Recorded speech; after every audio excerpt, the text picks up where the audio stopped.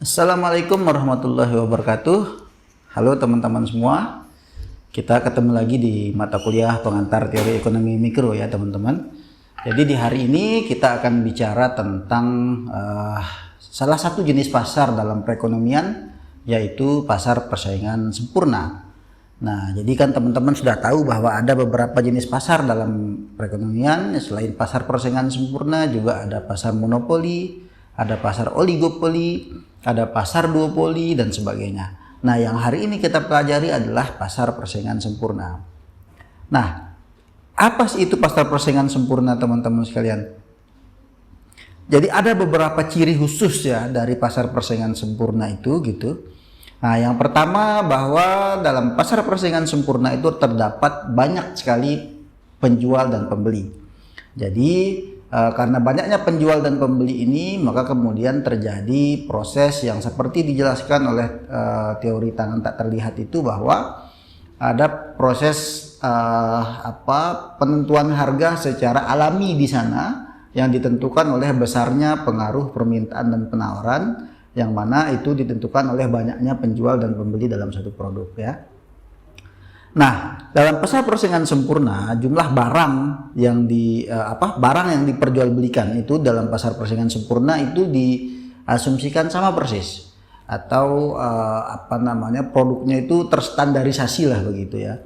Nah, makanya sebenarnya dalam dunia nyata teman-teman, pasar persaingan sempurna ini tidak ada sebenarnya, tidak eksis, tidak ada satupun barang yang dalam perekonomian itu berstatus pasar persaingan sempurna. Kenapa? Karena tidak memenuhi ciri-ciri ini gitu ya, bahwa dia harus persis sama dan sebagainya gitu. Nah, akan tetapi kita perlu mempelajari pasar persaingan sempurna karena seluruh analisis ekonomi yang akan kita pakai ya selama Anda belajar tentang ekonomi itu mengasumsikan bahwa jenis pasarnya adalah pasar persaingan sempurna. Ya, nah jadi itu. Kemudian ciri lain dari pasar persaingan sempurna teman-teman adalah bahwa baik perusahaan maupun pembeli gitu ya, itu dengan mudah dapat keluar atau masuk pasar. Artinya sebagai pengusaha misalnya saya kapan saja bisa masuk untuk menjual barang yang saya mau, kapan saja saya bisa berhenti. Nah, misalnya kalau saya melihat potensi keuntungan di situ besar, saya akan masuk untuk ikut menjual barang serupa. Kalau saya melihat misalnya keuntungannya di situ kecil, saya akan berhenti gitu ya. Mudah untuk kita keluar masuk pasar itu salah satu ciri pasar persaingan sempurna ya. Beda kalau di pasar monopoli misalnya, sulit kita untuk masuk menjual satu jenis barang misalnya karena adanya batasan-batasan baik secara hukum maupun batasan-batasan yang bersifat kurangnya kesiapan diri kita dari sisi modal dan sebagainya ya. Nah, teman-teman sekalian,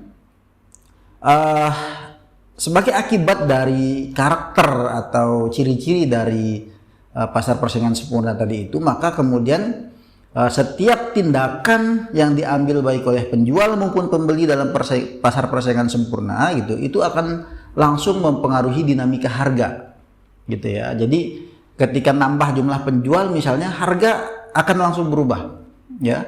Ketika jumlah pembeli berkurang atau bertambah juga demikian gitu. Nah, kenapa seperti itu gitu? Karena sekali lagi dalam pasar persaingan sempurna, harga ditentukan oleh besar tidaknya penawaran dan permintaan. Yang kalau misalnya nambah jumlah penjual gitu ya, kan berarti nambah penawaran. Nambah penawaran berarti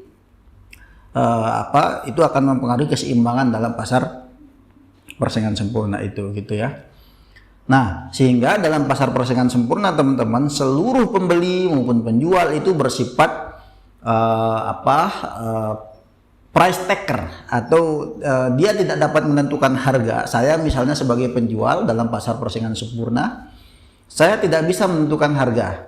Yang bisa menentukan harga itu siapa? Kekuatan antara keseimbangan pasar, keseimbangan antara permintaan dan penawaran itu. Pembeli pun tidak bisa menentukan harga.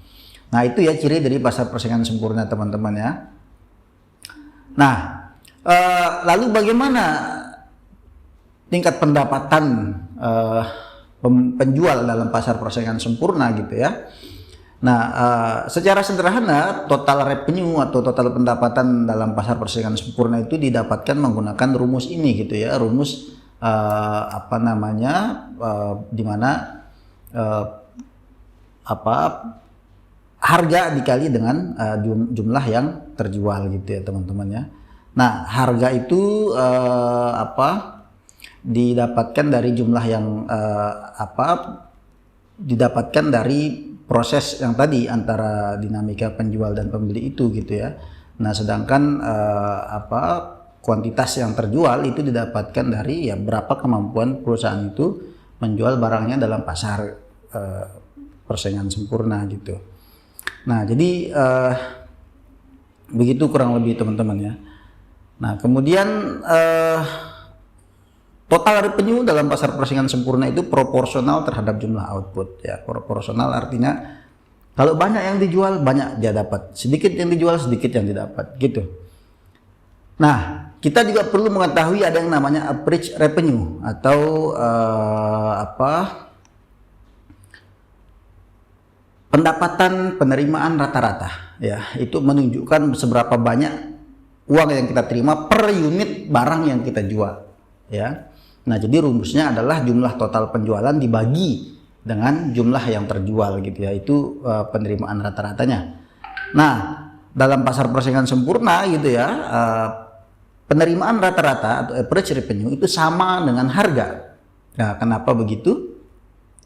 Karena kan total revenue didapatkan dari average revenue didapatkan dari total revenue dibagi dengan quantity. Ya. Nah, sehingga otomatis gitu jumlah average revenue-nya sama dengan harga gitu kan. Karena harga itu sendiri didapatkan dari P kali Q tadi itu ya Nah, sehingga total revenue lebih quantity itu sama dengan average revenue, sama juga dia dengan harga gitu. Nah, ada juga konsep yang disebut dengan marginal revenue. Apa itu marginal revenue? Itu adalah tambahan jumlah penerimaan yang didapatkan oleh penjual gitu ya, akibat dari penambahan jumlah yang dijual. Jadi misalnya kalau tadi saya jual 2, penerimaan saya 6. Ketika saya menjual 3, penerimaan saya 9. Maka marginal revenue-nya adalah selisih antara 6 dan 9 itu. Nah, sehingga marginal revenue di situ adalah 3. Nah, dalam pasar persaingan sempurna ya, marginal revenue itu sama dengan harga dan average revenue tadi itu. Sebagai contoh saya ingin memperlihatkan ini. Ini adalah contoh data gitu ya tentang penjualan satu barang, sebut saja misalnya ini adalah minyak gitu ya, di satu negara. Jadi ketika yang terjual itu 1, karena ini kan yang paling kiri itu adalah jumlah yang terjual, yang kedua itu adalah harganya gitu ya, yang di tengah itu total revenue. Jadi harganya ini 6 semua per galon ya. Nah, kalau laku 1 galon itu harganya $6, ini dalam dolar ya. Nah, sehingga total revenue-nya di situ 6, karena 6 dikali 1.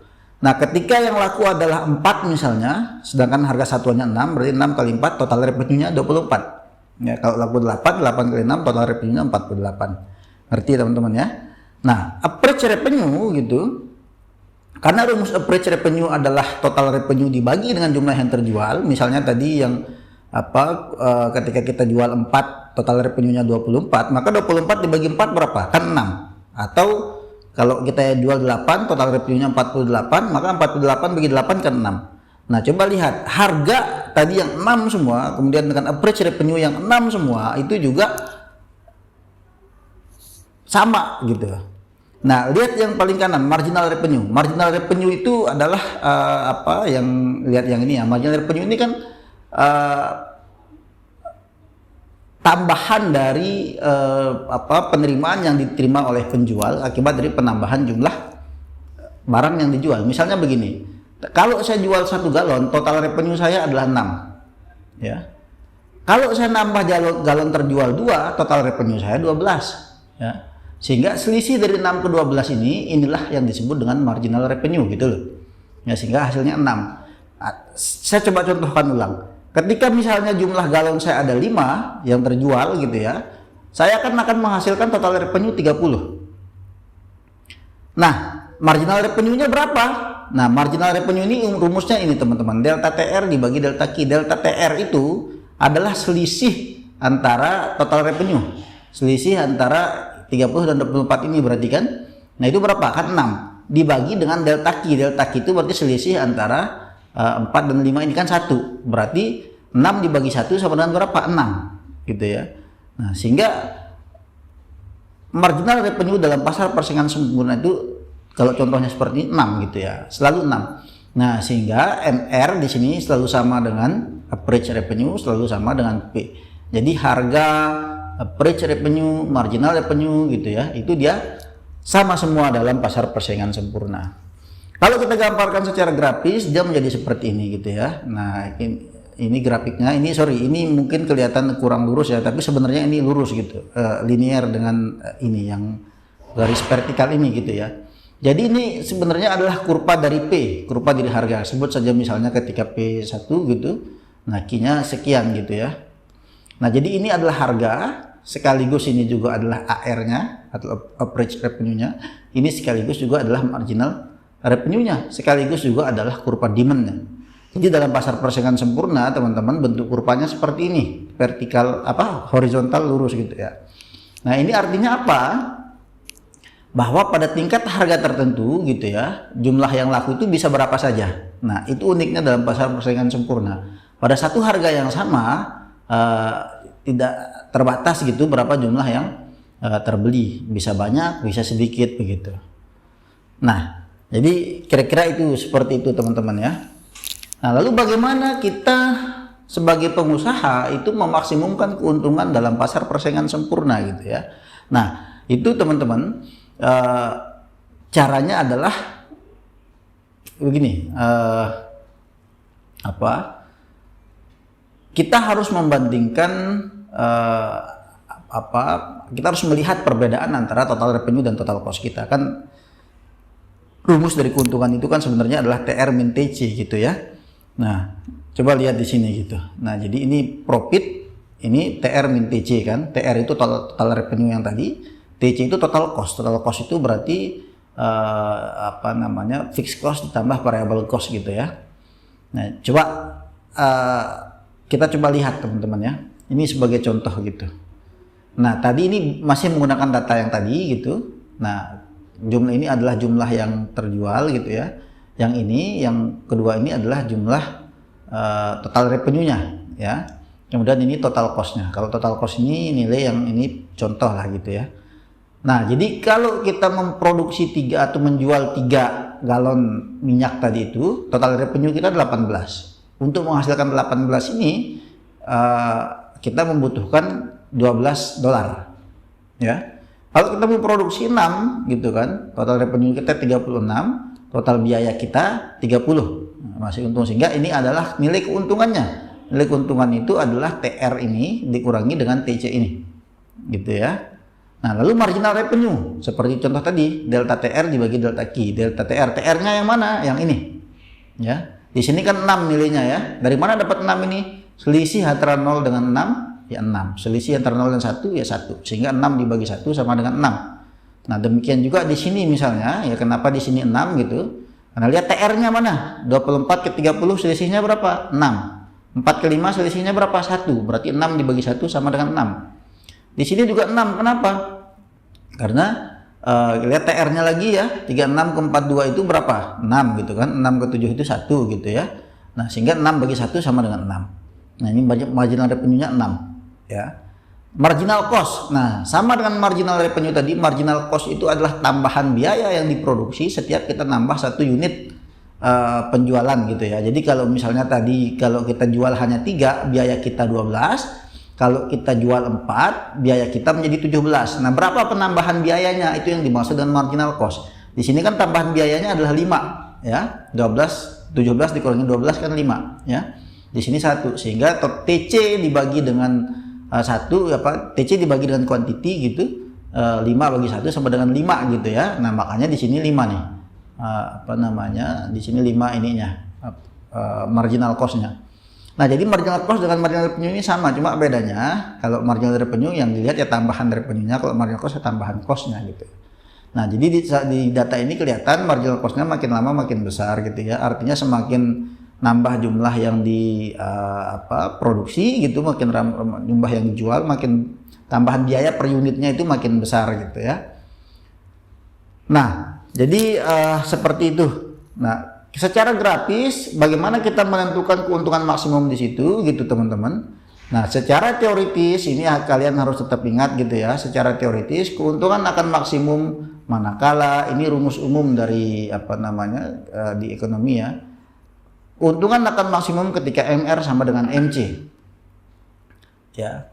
MR itu marginal revenue, MC itu marginal cost. Jadi kita harus berhenti berproduksi ketika kita menemukan data bahwa MR kita sama dengan MC. Nah, di sini MR-nya mana? Tadi kan saya jelaskan bahwa dalam pasar persaingan sempurna bentuk dari kurvanya adalah lurus horizontal seperti ini gitu ya. Nah, ini PAR MR tadi itu ya, D gitu ya. Ini memang sama dia MR AR price D gitu ya. Nah, MC-nya berdasarkan data yang terakhir tadi itu ini dia, ini MC-nya marginal cost.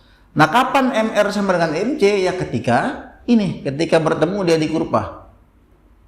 Begitu. Nah, ini artinya apa teman-teman? Maka jumlah yang diproduksi itu harus berhenti di sini. Sejumlah key max gitu ya. Kenapa harus berhenti di sini? Karena di sini keuntungannya maksimum. Kalau dia memproduksi lebih dari key max, katakan saja dia memproduksi sejumlah Q2 misalnya gitu ya, dia di sini gitu, maka ada selisih antara MC dan MR. Artinya di sini marginal cost lebih besar daripada marginal revenue.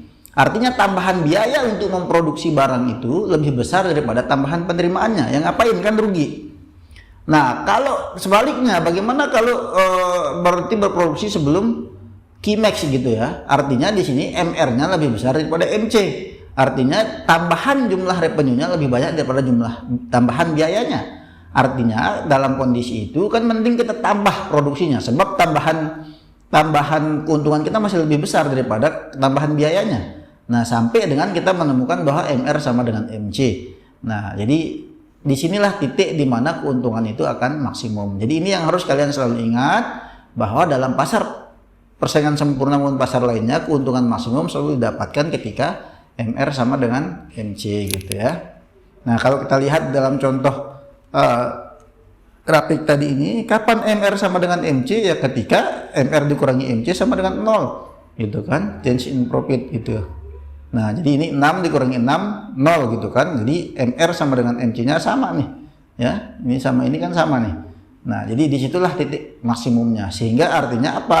Harus berhenti berproduksi ketika dia memproduksi sejumlah 5 galon ini gitu ya. Jadi kalau udah dapat 5 galon berarti sudah, karena di situ keuntungannya maksimum.